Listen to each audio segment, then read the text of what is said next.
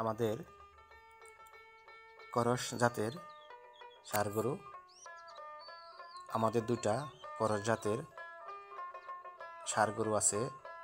এই দুটা ষাঁড় গরু গত বছরের আগের বছর আমাদের দুটা গাভী ছিল। সেই গাভীর কৃত্রিম উপায়ে প্রজনন করে এই করস জাতের দুটা ষাঁড় গরু বাচ্চা হয়, অস্ট্রেলিয়ান জাত। মোটামুটি এই দুইটা ষাঁড় গরু ভালোই বড় হয়ে গেছে। একই সময় একই দিনে জন্মগ্রহণ করেন দুইটা গাভীর, একই বয়স, একই রকম কালার পাই দেখতে দুইটারই। আসলে দেখতে অনেক সুন্দর লাগে, জোড়া এক জোড়া। আমরা মূলত এই দুইটা ষাঁড় গরুকে প্রাকৃতিক যে ঘাস, এই ঘাসটাই খাওয়াতে থাকি, ভুনা ঘাস।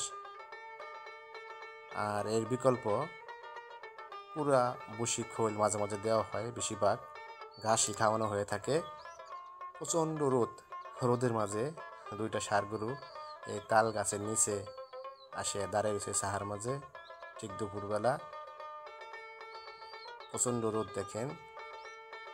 এরা মূলত ঘাসই খেয়ে থাকে বেশি। আমার আব্বা প্রতিদিন এই বুনা ঘাস কেটে এনে দেখে ওই চারির মাঝে খাওয়ায়, এবং সকালবেলা একটু বাড়ির আশেপাশে আঙিনায় দিয়ে দেয়, সেখানে তারা ঘাস খেয়ে থাকে। দেখতে অনেক সুন্দর দুইটা ষাঁড় গরু করস জাতের। আলহামদুলিল্লাহ, দোয়া করবেন সবাই এই দুইটা ষাঁড় গরুর জন্য।